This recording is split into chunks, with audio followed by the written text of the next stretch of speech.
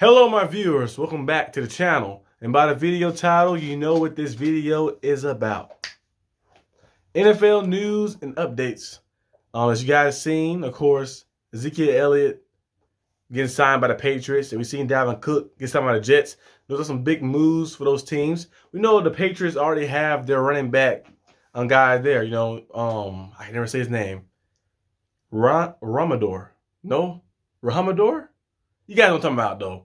Rahamador Stevenson, right? But he was pretty good last year. They had Damian Harris last year as well, and he is on a different team now. Of course, Damian Harris was solid and got from Alabama, but the injuries kind of got to him, and he kind of lost on the snap counts. And that happened a lot for a lot of Patriot players. They're not gonna keep you around. They're gonna it seems like they do that a lot. They try to devalue or degrade your value a little bit by giving you less snaps. We heard Asante Samuel talking about that last time when he played for the Patriots. He said it felt like when the contract negotiation came up, they started using tactics of giving them less reps and giving them less play time to kind of drop his stock a little bit so they can pay him and offer him less money. I don't know if that's true or not, but it does seem to happen a lot. But Ezekiel Elliott, he's still got a lot of talent. I think he's still got a lot of talent left in him. He's still very young. If you look at him, people make it seem like he's kind of old or 30 plus or something, but he's 28, I believe, 28-ish, around that age range. And it's just the Cowboys use him a lot early on in his career, 400 touches year after year after year. It kind of ran him to the ground a little bit. But I feel like as a 1-2 punch, him being that secondary back, he can still go out there and easily give you 800 plus receiving yards, 800 plus rushing yards, and maybe 1,000 scrimmage yards total like that. Going out there and just being a solid piece, especially with a good O-line like the Patriots got. Cowboys O-line is cool too, but they kind of got banged up the past few years. A lot of the players went down. Ezekiel Elliott was able to have that extra burst as well. So maybe him being a full secondary role, we'll see how he kind of shapes out a little bit.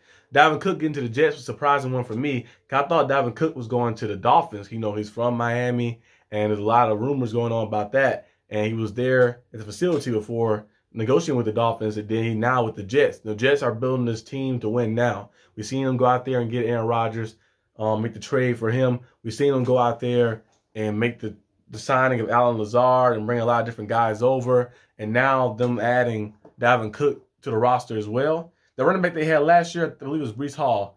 He had an ACL tear, so I don't know if he'll be back this year early on. He might be back later throughout the season, but getting Dalvin Cook there and having him there too as a 1-2 punch, that's a nice running back duo. And Gary Wilson, we've seen what he did last year being Offensive Rookie of the Year. So the Jets have kind of built up a nice little roster, nice team. The defense was very good last year too as well. It's actually been pretty good the past 2 seasons. Now the offense is getting on par. All they need is Aaron Rodgers to go out there and be better than what they was last year. And that's not too much to ask for because Zach Wilson didn't really play too well. He had potential, I think, still. I feel like maybe he'll take a seat back and take the entitlement out of him being not taking accountability for his play. If he kind of switches his mentality up a little bit, I feel like he can get there because we've seen some potential of him making throws, making plays, and winning games, but it just was too inconsistent. But Aaron Rodgers getting to the team, I thought he'd go out there. It can be something they really need and help them win. Another thing too that we saw, of course, preseason games. A lot of preseason games, a lot of good ones. As you guys know, I'm a Steeler fan. I like what I saw from Calvin Austin going out there using his speed, finally getting on the field. Last year he was out with a foot injury the whole entire time. And then I like what I saw from Herbig getting the sacks. Quan Alexander looked very good too, flying all over the place. Cameron Benning and all types of people looking good in the preseason. One thing that I saw too as well from the Steelers, Raiders, and Patriots. A lot of the look of their new teams, because a lot of them had some drastic moves and a lot of adding on like that, because kind of last year was kind of a rebuild year. We've seen a rebuild year for the Patriots a little bit last year too, kind of, and for the Raiders it's kind of a transition year because it kind of felt like there was Derek Carr last year and they got Devontae Adams there, but it never felt like they was competing, if you know what I mean. And now, but I like the way I saw in preseason though, the new additions to their teams and how they kind of get into a new era of their franchise football and stuff. So it should be interesting to see. DJ Moore looked nice too. The Bears finally got a #1 receiver for Justin Fields. DJ Moore, he had about, I think, 3,000-yard seasons in his first 4 or 5 years. He's pretty good receiver, can go out there and make a lot of big plays down the field. Very crafty. Steve Smith raved about him when he was a Panther, of course. There, like that Steve Smith, he's got good judgment on receivers and stuff. And of course, him being a great receiver himself, a future Hall of Famer himself. But DJ Moore, if you watch him, I had my fantasy team a few times, and he always showed out well. He's always a sleeper pick. He's always underrated. He never get the looks. I mean, people do the top 10 list. He might fall into a range, maybe 12, maybe 13, 14, 15-ish right there. But I feel like he has potential to be something special. Now with Justin Fields being his quarterback, and we're going to see how that works out and how it shapes out for him. But that's a nice addition for the Bears, and we've seen it pay off so far. Not just preseason, you don't want to overreact, but it's always great when you see things like that early on. But the rookie QBs, of course it's preseason, so we don't want to overreact. With the rookie QBs, a lot of people calling them busts and calling them all this. I'm like, just one preseason game, and most of them didn't get a lot of reps and opportunities like that. So we're gonna see them adjust the NFL speed. Quarterback, like I mentioned before in previous videos, is the hardest position to play in football. So of course they're gonna be a little rusty, and they're gonna be a little kind of like green a little bit, because they switching to the professional league and the NFL. In college, like I mentioned before too, college, and a lot of people mention this, college, not everybody gonna make it to the NFL, and that's just the truth nature of it. Not everybody gonna make it to the NFL in college, or make it to the NBA, or make it professional in college. But in the professional league, like NFL, NBA, or NHL, or wherever you playing professionally, all those guys are there for a reason, because they made it. So you playing against the best of the best. You're not just playing against guys who may not make it there to the next level. You're playing against the best of the best. So it's a different feel, different speed. You say, oh, I was the number one recruit in high school, and I was a Heisman Trophy winner. He said, I was the number one recruit in high school too, and I was a Heisman Trophy winner as well. So you playing against guys who are on your same level. And of course, being a quarterback, it's hard transition, because it's a hard position to play in the league. So we're going to see these guys struggle along early, but I always like to look at the confidence in them, and the poise and the mentality in them. Because, of course, the skill-wise, we know it's there. But I think football is a lot about mental game as well, because you got to have that mentality to go out there, to not let one play destroy your entire mood, and to go out there and just continue to stay on the grind. And I like what I saw from Bryce Young. Bryce Young, he only played a little bit. He looked pretty solid on some of the throws, a lot of check downs, a lot of short passes. But I like the poise and the confidence I seen from his eyes. He didn't let anything faze him. I didn't see like a deer in headlights, looking like he was like terrified, like he saw a ghost or something. I like the way that he was out there poised. He was confident in delivering his throws, and was fast decision making as well. Like the quick decision making, wasn't indecisive. Went out there and made nice plays. So I like what I saw from him from that.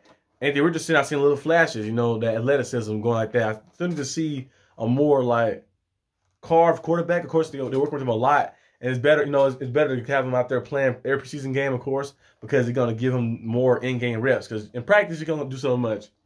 In scrimmage, you're going to do so much.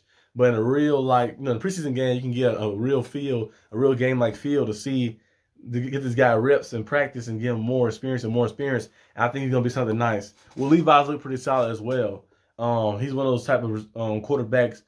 You pair him up with a good receiver, a deep threat ability. His arm strength is amazing, so he can go out there and deliver the pass like that. He'd be like one of those guys who can match up well with those type of schemes, like the vertical threat, a vertical type passing schemes with getting the ball down the field, because you have a strong arm, a nice delivery, and you look very confident as well.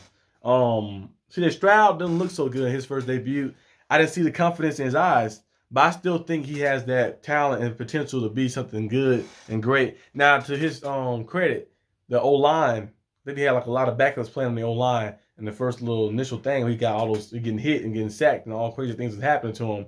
I think he's going to be better next time. It's always good when the bad things and the worst games happen to you early on, so you know what it feels like to already get that out of the way of being pressured, to not throw a pick or not fumble or not look terrible. Luckily, he got that out of the way already. So in the first preseason game, so the next preseason game, we're going to see how he's going to look. But CJ Stroud, I think he's going to be pretty special.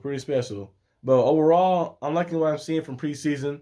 A lot of the teams and stuff. I'm a football fan, so I love watching all the different games and stuff. I know preseason not the most exciting, but I like watching it because it's always good to just look at other teams and look at football. and the competitive nature of these players. A lot of these guys might not make the roster. I love seeing their heart and their passion to go out there to fight for their dreams, to fight for something they want to do in life, and to become, an NFL player. And it's always great and always motivating as well to see those guys go out there. And though I like watching the Hard Knocks things as well, when you see some of the guys and some of the players who might not get the limelight all the time, guys who may not make the roster, guys who may not make the practice squad either. But again, them getting like an opportunity to tell their story, to go out there and put everything on the line for this opportunity is always great to see. So I'm gonna be tuning in this week preseason as well, especially watch my Steelers, of course, and watch other teams as well. And I'll probably get an update to you guys next week as well. But that's all I got for the video today, guys. Let me know down in the comment section what you was most surprised by